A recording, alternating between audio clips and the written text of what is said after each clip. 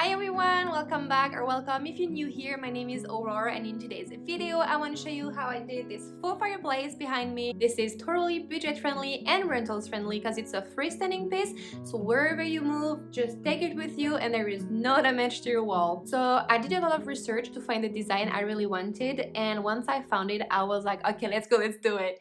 And my husband was a little bit worried because I always have these crazy ideas that don't necessarily turn out good. So I thought that would be the same with this fireplace, but I mean, look at it. That turned out really great. So that's why I decided to share it with you guys if you're interested to do it. That's a great piece to have for Christmas time because you can put like the garlands, the stockings, the tree next to it. It's perfect for Christmas time. So anyway, let's get started. So I started with a trip to Home Depot to grab all the different pieces that I needed. I took first a 4x8 feet sheet of plywood for the structure of the fireplace, then a common board that is 12 inches wide for the top of the fireplace and we're gonna stay in it, and another one that is 4 inches wide. Then I needed two different types of molding to kind of like make a frame around the firebox. And finally a bucket of joint compound, and we're good to go. So since we have a circle saw at home, my husband helped me and did all the cuts on our plywood. And then back home I laid out all my pieces together just to make sure that we were good with our cuts. And you can see also behind me some blue tape on the wall. I actually used it to see which design and size was good for my space. So that's definitely something I will recommend to you if you want to build something in your home. Definitely start by taping off on your wall. Everything was good, so now we can assemble it. I started to put together the legs of the fireplace, I would say. I've been advised to not use screws with plywood because it can damage it, but instead to use nails. So as you can see, I got some help from my little helper. But anyway, so to be sure it was solid enough just with the nails, I first put some wood glue on the edges and then nailed the pieces together. So here is what it looks like once it was all assembled. Because of the baseboards on my wall that you can see here, I cut the middle parts shorter so then they won't touch the baseboard or the plug that are there. And also we shaped the exterior sides to go around the baseboards so we won't have any gap between the fireplace and the wall, if that makes sense. So then it was time to fix the front part to the legs. And here again, I did the exact same process, which is first the glue on each edge and then the nails to fix everything together. It was actually a lot for my arm to nail everything down.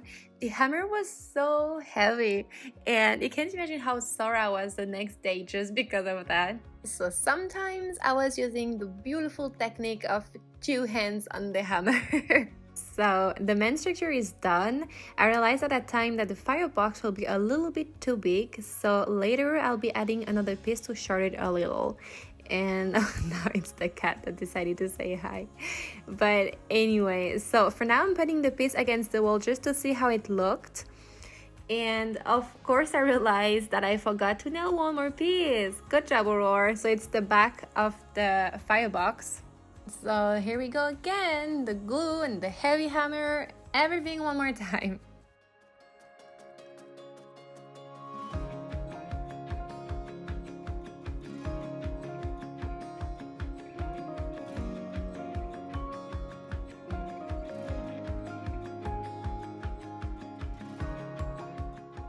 Next, it was time to cover my piece with giant compound. I was going for something with a lot of texture, so giant compound was the perfect option, and it's actually pretty cheap. I only paid like $9 for a bucket. And all you have to do is to mix it with a little bit of water and then spread it on your surface. Well, I have to admit that I struggled quite a bit here for this part because I didn't put enough water, so it was thicker than expected, and my spatula was way too small for the whole area. But with a little bit of patience, that worked. Don't worry about uneven textures because we're gonna smooth it later. I waited 24 hours until it was completely dry to do a second coat. I used this time a bigger spatula so that worked much better and faster, but also I added more water to my mix, so yeah, that was just better. So once again, it needs to dry for another 24 hours, and right after, I decided to start staining the piece of wood that will be on top of the fireplace. So for that, I started by sanding a little my piece of wood, very little. I could have put more effort into it. And then I did a test to see if I liked the color, and it looked pretty good, so I started to stain the whole surface. But of course I put way too much stain, and since I didn't read the instruction, of course I didn't know I could just wipe it with the clothes. So anyway, then on the other side I tried to be more cautious and soft with my stain. And then once I was done, I also let it dry for 24 hours, same than the joint compound. So the next day, I used a wet sponge and warm water, like I mentioned before, just to smooth all the parts that looked too harsh to me. And I prefer to use this technique instead of sanding, just because it doesn't make any dust. So I definitely recommend this to you if you ever want to use joint compound. And I insisted more on the areas where I'll want to put my trim to create the frame around the firebox. I let it dry a little, and then it was ready for my trim. So each piece of trim is cut at a 45 degrees angle, and then I simply nailed them to the wood. As you can see, I struggled a little here because it was really bouncy on the plywood, so the nails weren't going down.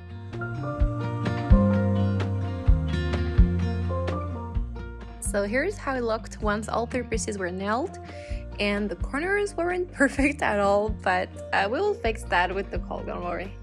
Also, here on both sides, I left some wood showing underneath the trim, but not on the top, because I knew I will add a piece right here, just like I mentioned earlier, to make the whole of the firebox smaller. So now with the new piece that I added, it matches the side and makes it even.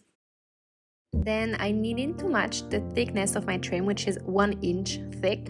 So I used 2 different planks, one that is 3/4 of an inch and the other one 1/4, because I couldn't find one that was already 1 inch thick in the shop. So I placed everything down plus the other trim that goes on top of it. And surprise, surprise, I completely messed up the measurement on the top pieces. I have no idea what happened. But I decided to come back to it later and to move on to the next step. For that, I used a faux brick wallpaper from Amazon to cover the firebox part. I started with the middle part, which was my mistake, because it was really hard to have a match for the left side. The right side was matching so well, so I guess you're supposed to go from left to right, but once again, I didn't really read the instructions and I just jumped into it, so I realized that was my mistake.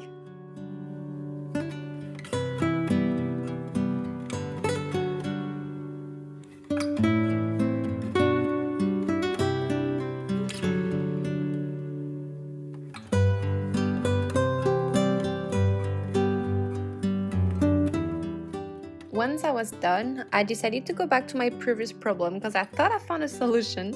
So I started to fix the planks of wood around the first trim.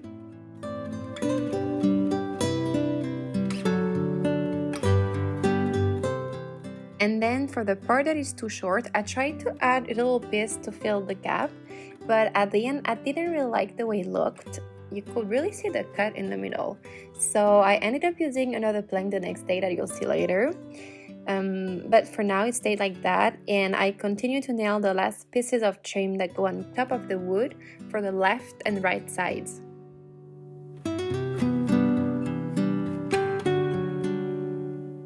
So here's how it looks for now, and during the night I got too excited and I started to paint the wood. I couldn't wait, I really wanted to see how it will look with all the pieces the same color. And then I just added the 2 pieces that were missing on the top. And I was so happy at this point because I could finally see the finish line. And then I had my husband do the caulking because I tried and I was terrible at it. So he helped me with that and he filled all the cracks between each pieces.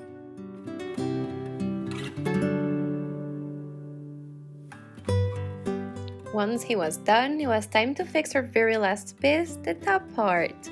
So I put some wood glue everywhere, on every little edge, and then I placed the top part. I wanted 2 inches out on each side, so I used the blue tape to see where I needed to place it, and then I just added some weight and let it dry overnight. Alright, so now it's the last day and it's time for painting! I didn't cover the joint compound, the color was really nice by itself and I wanted to keep the texture, so I only used the paint on the trims, and it's the paint Marshmallow from Sherwin-Williams, I believe, but it's the same paint that we have on all the baseboards and trim in our apartment. Also, I realized that I forgot to put some tape before painting, so now we're good. I applied 2 coats of paint just to be sure that the wood was well covered and we won't see through. And then I let it dry for a few hours and I was finally done.